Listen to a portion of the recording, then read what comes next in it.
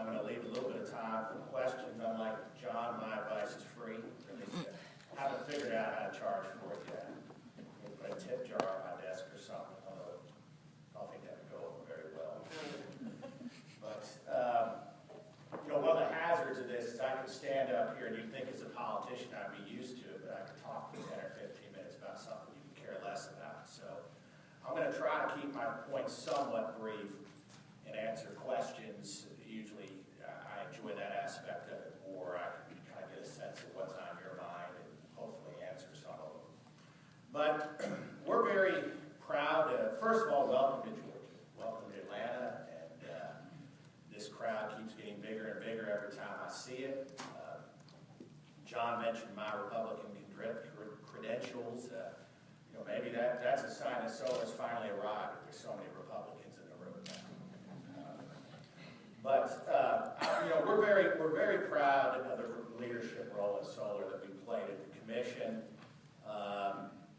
Admittedly, even when I first got elected, we were extremely conservative on solar, but in fairness to us, the price has dropped substantially. I think over the last 9 or 10 years now, it's dropped 75% to install solar panels, the average number. And so I tell that to a lot of folks, especially when I'm speaking to a lot of the more conservative groups out there, that if you were predisposed or you had an issue with solar to begin with, take a look at it with a blank slate, because the numbers have changed and it's much, much more competitive than it used to be. And I think here in Georgia, where we got it right, and I think it really enhances your arguments, is that we've always done it in a way where it's had to remain competitive in the marketplace.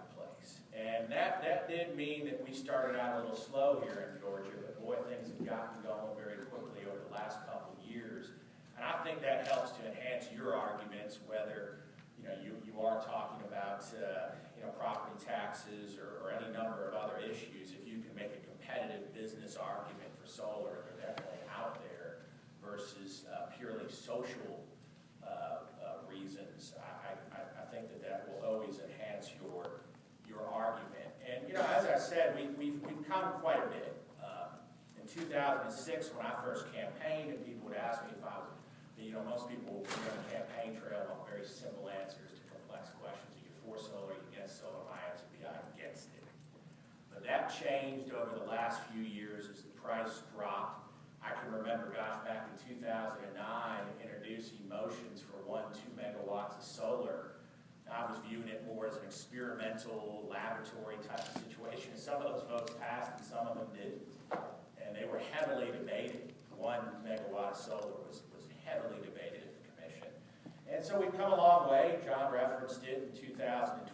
I introduced the motion for the ASI program. That wasn't just obviously me dreaming that up. There was a lot of parties, a lot of folks involved. And,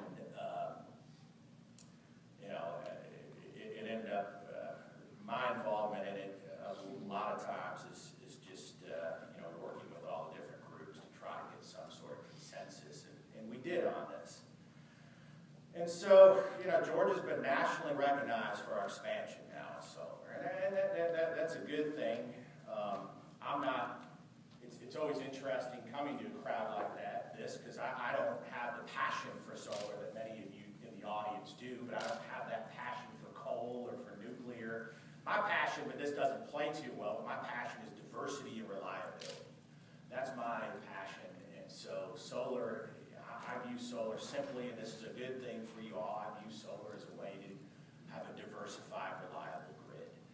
And we're going to have to look to that, whether you agree with it or not, as the federal government becomes increasingly hostile towards coal. We're going to have to look at other alternatives out there to diversify, because just strictly from a portfolio management standpoint, we're losing a major aspect or a major way we can diversify here in Georgia. We've always taken pride in our diversity.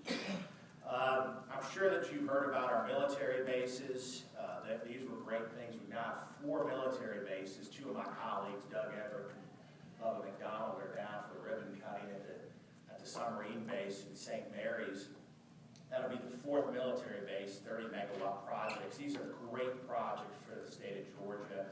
It helps to expand our solar, it helps the economies of the local areas. It makes our military bases more competitive when they're looking at them from a national strategic standpoint. This is one more check in the column here in Georgia. So that these were something that I wholeheartedly embraced for these military bases. We are now working with the Marines on a base. So these are great projects, and it will help. And from a national security standpoint, it's a great project. If God forbid something really bad happened, all of these bases are equipped with switches where they can go independent from the grid and be able to use that solar solely for the military base. So we've helped to make our military bases more competitive and more strategic. And I'll touch on it briefly. I know this isn't the crowd, but solar isn't the only renewable resource that we've added here in Georgia. We've recently approved the certification of 250 megawatts of new wind PPAs. We've done a lot of work. We bent over backwards for it, but have done approximately 280 megawatts of new biomass facilities that will be approved in 2017. And all of this is just an increasing need to diversify and look to alternative forms of energy. And from your standpoint, I guess that is a good thing because that is our mindset these days. You've also seen the recent passage of House Bill 57 in the Georgia State Legislature. Mike Dungeon's a very good friend of mine. We have many conversations about this bill, really from its infancy to its passage. Along with Jason Brooks, there were lots of meetings on that. And I wish, unfortunately, I had a meeting this morning. We had our committee meetings and had other meetings. I wish that I could have been here. Maybe I'll talk to some folks afterwards who have heard that discussion and hear what the resolution was, because I have my own opinions on what kind of an impact this bill is going to have. I think there's probably some pent-up demand for some residential and rooftop solar, but I'm not quite sure it will have the huge impact that some are predicting, because we don't have the tax incentives here in Georgia that many of the other states do to encourage the solar panels. So, and Mike and I have had conversations about that as well. To that end, I imagine maybe I'll get some questions, maybe I won't. I guess I will get some questions on the notice of inquiry that is coming up. And so the NOI will be a 2-day workshop scheduled October 20th to the 21st. It was an attempt, I think it was an acknowledgement on our part that these are complex issues. These are issues that we still haven't completely got our arms around.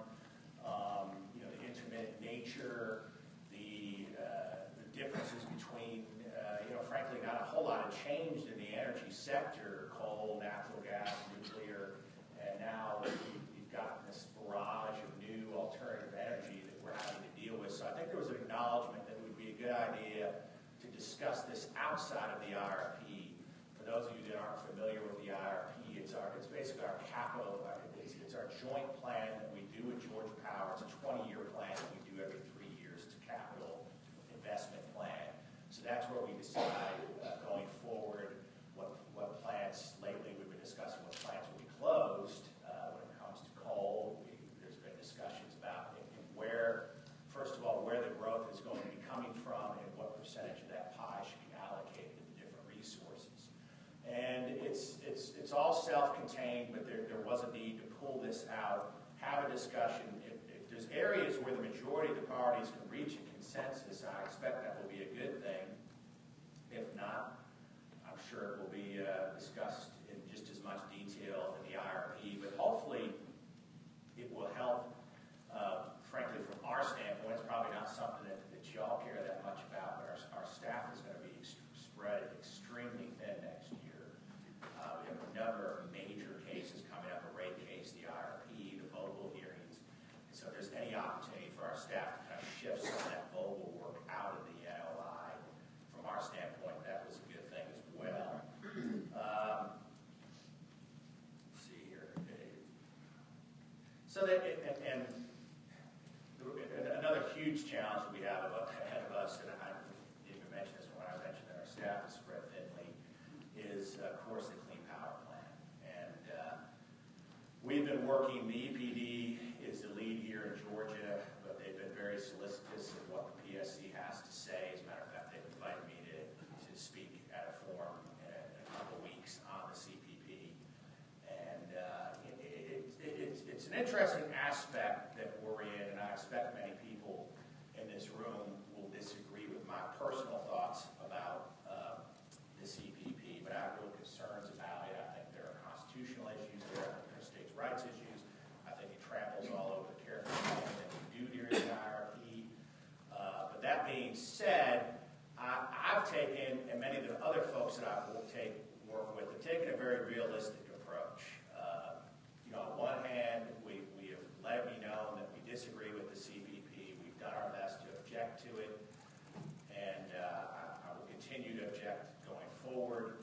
I am happy with the revision that the EPA made on it. They weren't giving us credit for the largest construction project in the country, Plant Vogtle, which was absurd.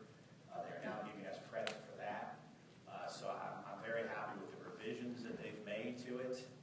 And that being said, you do have to you have to take your political hat off sometimes and put on your, I guess, somewhat realistic hat and, sit down and figure out how we're going to implement this plan. So, at least from my standpoint, I've been working and going to workshops and, here in the Southeast and try to educate myself. It's the one area that I'm more focused on, really, as far as an education level than anything out there, just trying to learn about it. It has many tentacles, and so I guess what I'm saying in so many words is that I expect all of my colleagues will continue to object to it, but I will at least go forward and try to come up with some kind of a plan on how to implement it. Frankly, here in Georgia, we've taken a lot of steps. Solar